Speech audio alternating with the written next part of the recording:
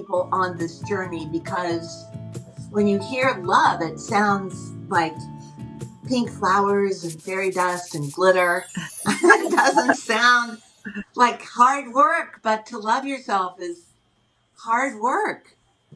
Yeah, I mean, I believe that we sometimes we haven't learned how to love ourselves. What is it that it means to love ourselves, to be true to ourselves, to be honest with ourselves? It's just the boundaries that you set, actually, and really asking yourself what you're feeling, what your needs are at that moment, to be present with who you are and really accept yourself, good, bad, ugly, whatever it is, and try to really operate and interact from that space of authentic, loving part of you. What is the first step? I mean, when I was thinking about it, I was thinking, well, there's self-care, and then there's sort of the myth of self-care, which is I'll be okay if I just get in a bubble bath with a million candles around it, like in the movies, right?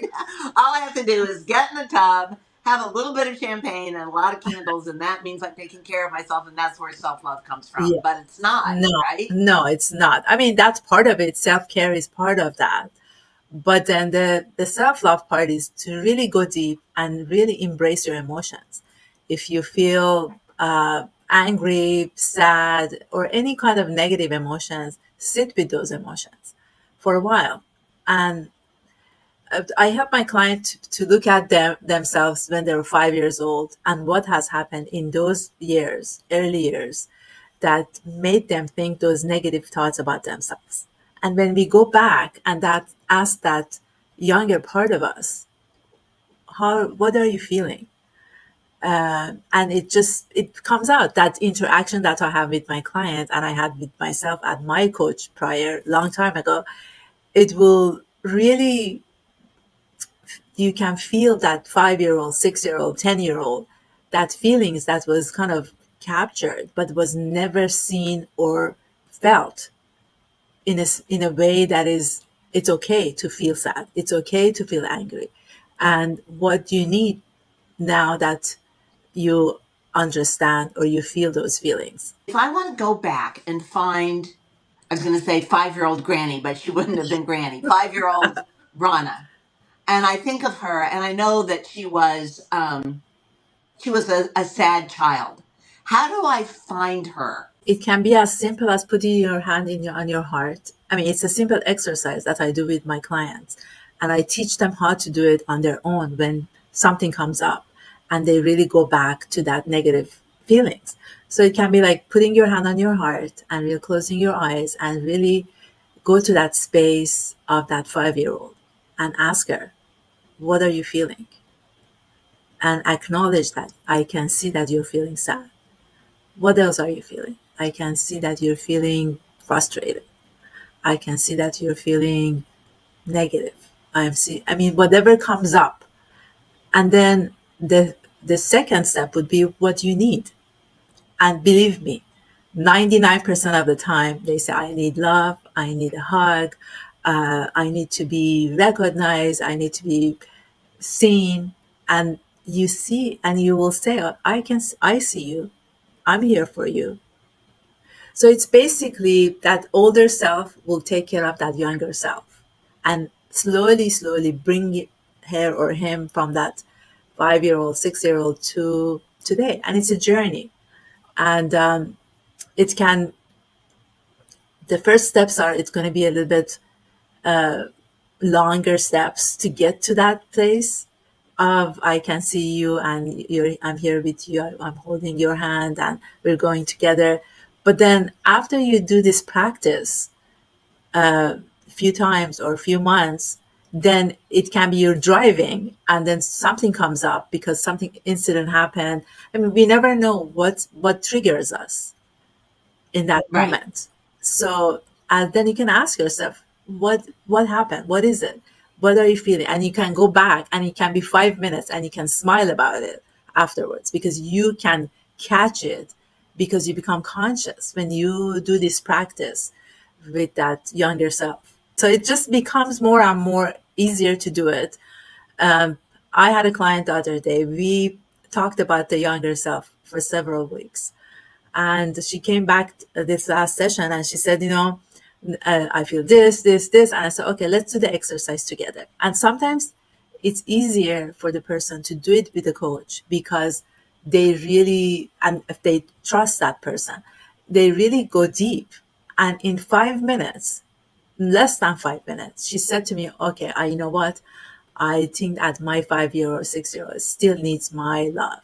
And I said, yes. So why don't you do this exercise twice a day, once a day? Just even if nothing is happening, just ask her, what do you feel? And what do you need? If I go back to my 5-year-old self and I know that she needs love, she needs a hug, she needs to sit on daddy's lap, whatever she needs. He's my partner, he's my husband, he's my beloved. He needs to be doing that for me. It's his fault because he is a stone cold narcissist. And if he doesn't do that for me, that means he's a bad person because he should be taking care of that stuff for me. Yes, because that 5-year-old needs the love from outside, and she hasn't learned how to give that love to her from inside. So, say that again. That's so important. So she's still, the 5-year-old who lives inside me is looking for answers outside. And what you're talking about is almost closing our eyes to the outside in order to look inside. Yes, because at 50, 40, 30, you cannot expect your partner, somebody outside of you, to come and say, okay, sit on my lap, or let me hold your hand. What are you feeling? They won't do that.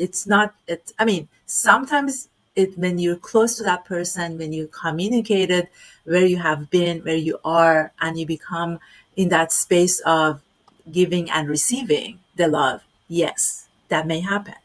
But when you're a new relationship, and it's like with someone who is also still in his or her 5-year-old, how can 2 5-year-olds be together and love each other as an adult? Well, that explains 50% divorce rate or higher, yeah, right? Yes. You can't do it. So, okay, let's say I've been working with my 5-year-old and I'm learning how to love her. And that's helping me set boundaries, which I want to talk to you about in a minute. As that happens, so I've got my 5-year-old I'm married to, right? Let's say my 5-year-old has, I don't believe anybody is a narcissist or isn't. They're toxic narcissists, but not so many. You and I have talked about that. We all have narcissistic tendencies. But let's say he and I are in a pattern where he has needs and I fix them, and then suddenly I start to change. What happens to the relationship then? Give me the good, the bad, and the ugly. Does it make it better? Does it make it worse? Suddenly, if I am falling in love with my 5-year-old, which is really what we're talking about, what happens to my dude? 2 things may happen. And it's so interesting. I was talking to another client the other day, same thing. She's married, have been married for a long time. They have 3 kids. But she realized that she really is giving and giving for many years and hasn't taken care of herself. And, the energy gets depleted after 1, 10, 15 years or 2 years, whenever you get to that space. And she now is taking care of herself. But the interaction when the husband or the wife, whoever, ask for something, but the other person has a boundary now because they didn't have it in the past. So, but now they have this boundary and they say, you know what, I can't do this, or I don't want to do this. So whatever the way that they say it is very important. The way that you communicate to put those boundaries is very important.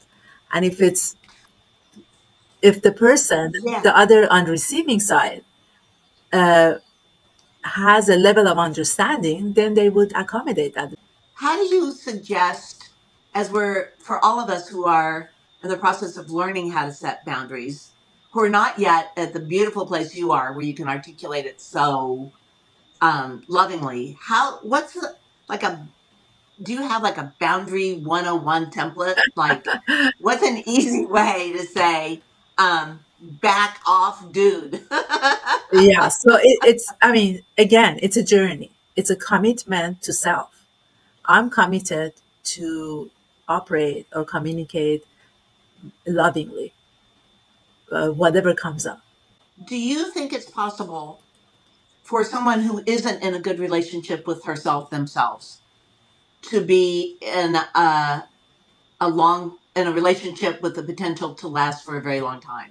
Can you be in a long-term relationship with someone else if you're not in a good relationship with yourself? When you don't have that self love, understanding who you are, what your needs are, and really being able to communicate, then I don't think so.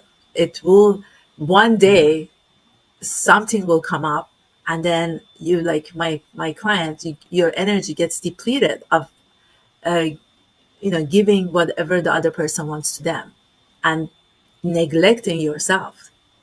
So it's, Granny Rana, it's not about the other person neglecting you.